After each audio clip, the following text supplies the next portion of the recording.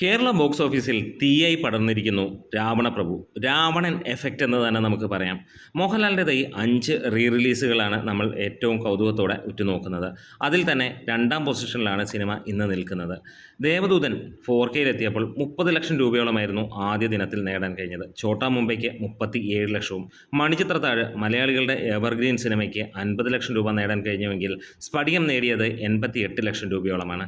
ഇന്ന് രാവണപ്രഭു ട്രാക്കിങ്ങിലൂടെ മാത്രമായി ലഭിച്ചിരിക്കുന്നത് ഏകദേശം 59 ലക്ഷം രൂപയോളമായിരുന്നു എന്നുള്ളതാണ്. അതായത് ഫൈനലായിട്ട് ഇപ്പോഴും കളക്ഷൻ പുറത്തു വരുമ്പോൾ നമ്മൾ പ്രതീക്ഷിക്കുന്നത് അതിൻ്റെയൊക്കെ ഏറെ മുകളിലായിരിക്കുമെന്നുള്ളതാണ്. ഒരുപക്ഷെ അത് 70-75 ലക്ഷം രൂപ വരെ പോകാനുള്ള ചാൻസുകൾ കാണുന്നു. എന്നാലും ഇവിടെ സ്ഫടികം 1ാം സ്ഥാനത്ത് നിൽക്കുമ്പോൾ 2ാം സ്ഥാനത്തേക്കാണ് രാവണപ്രഭു എന്ന സിനിമ വരുന്നത്. ആ ഒരു കാലഘട്ടത്തിൽ ഇറങ്ങിയ 2001 ഇറങ്ങിയ തട്ടുപൊളിപ്പൻ ചിത്രം എന്ന് തന്നെയാണ് ഇന്നാണ് ഈ ഒരു സിനിമയ്ക്ക് ആ സിനിമയുടെ പവർ പഞ്ച് നമുക്ക് മനസ്സിലാവുന്നത്.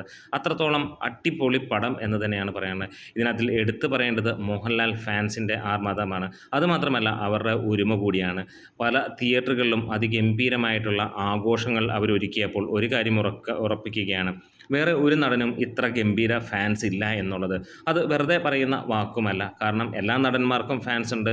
എല്ലാവരും അവരവരുടെ താരങ്ങളെ ഇഷ്ടപ്പെടുന്നു. അവർക്ക് വിചാരിച്ചാൽ നടക്കും ഓരോ സിനിമകളുടെ റിലീസ് വരുമ്പോഴും അത്രത്തോളം ഗംഭീരമാക്കാൻ. പക്ഷേ മോഹൻലാൽ ഫാൻസിൻ്റെ പ്രത്യേകത അവർ അടിച്ച് കയറുന്നു എന്നുള്ളതാണ്. മോഹൻലാൽ ഫാൻസ് മാത്രമല്ല, മോഹൻലാലിൻ്റെ പ്രത്യേകത ഫാൻസിനെ കൂടെ നിർത്തുന്നു എന്നുള്ളതാണ്. അവർക്ക് വേണ്ടി ആഘോഷത്തിനുള്ള വിരുന്നൊരുക്കുന്നു, അതിന് വേണ്ട ചുറ്റുവട്ടങ്ങൾ ഒരുക്കി കൊടുക്കുന്നു. അതെല്ലാം അദ്ദേഹം ചെയ്യുകയും ചെയ്യുന്നു. അതുകൊണ്ട് തന്നെ അത്രത്തോളം ഗംഭീരമായിട്ട് തന്നെയാണ് ഇങ്ങനെയുള്ള കാര്യങ്ങൾ പോകുന്നത്.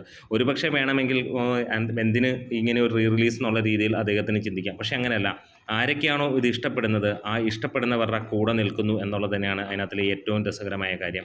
ഇവിടെ ഈ ഒരു സിനിമ മാത്രമല്ല, ഇനിയും സിനിമകൾ വരുമ്പോൾ ഒരു കാര്യം ഉറപ്പിക്കാം, റിലീസ് സിനിമകൾ അതിഗംഭീരമാക്കുന്നതിൻ്റെ പൂർണ്ണ ഉത്തരവാദിത്വവും ഇന്ന് കേരളത്തിൽ അത് മോഹൻലാൽ ഫാൻസിൻ്റെ മാത്രം ചുവരിലാണ് എന്ന് പറയാം, അല്ലെങ്കിൽ അവരുടെ തോളിലാണ് എന്ന് തന്നെ പറയാം. കാരണം മോഹൻലാൽ പടങ്ങൾ മാത്രമാണ് ഇത്ര ഗംഭീരമായിട്ട് റിലീസിൽ മിന്നുന്നത് എന്ന് തന്നെ പറയാം.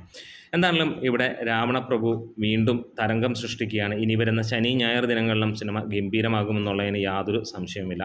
എറണാകുളം കവിതയിലെ നമ്മുടെ കാന്താര എന്ന ചിത്രത്തിനെ മാറ്റി നിർത്തിയിട്ടാണ് 6ഓളം ഷോകൾ ഈ സിനിമയ്ക്ക് കളിച്ചത്.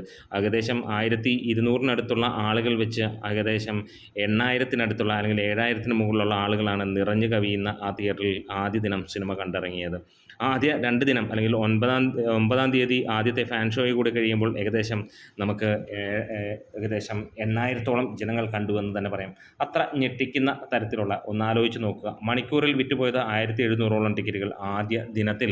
ട്രാക്ക് ചെയ്യപ്പെട്ട ടിക്കറ്റുകളുടെ എണ്ണം 38,000. ഇതൊക്കെ ഒരു സംഭവമല്ലേ എന്നാണ് ചോദിക്കുന്നത്. എന്തായാലും നിങ്ങൾ തിയേറ്ററിൽ ഈ സിനിമ കണ്ടെങ്കിൽ ഒന്ന് പറയാം, എങ്ങനെയായിരുന്നു നിങ്ങളുടെ ആ ഒരു തിയേറ്ററിലുണ്ടായിരുന്ന അനുഭവം? ഒപ്പം എങ്ങനെയാണ് നിങ്ങൾ ആ ഒരു ഓളത്തിൽ പിടിച്ചു നിൽക്കുന്നത് അല്ലെങ്കിൽ തുള്ളി മറിഞ്ഞ് നിൽക്കുന്നത്? അതൊക്കെ ഒന്ന് കമൻസിലൂടെ പറയാം. ഏത് തിയേറ്ററിലാണ് ഈ സിനിമ കണ്ടത്? കണ്ടിട്ടില്ലെങ്കിൽ എപ്പോഴാണ് ഈ ഒരു സിനിമ കാണാൻ പോകുക എന്നൊക്കെ ഉള്ളത്. എന്തായാലും നമ്മുടെ വീഡിയോ സെഷനുമായി സപ്പോർട്ട് ചെയ്ത് തരണം. ലാൽ സലാം.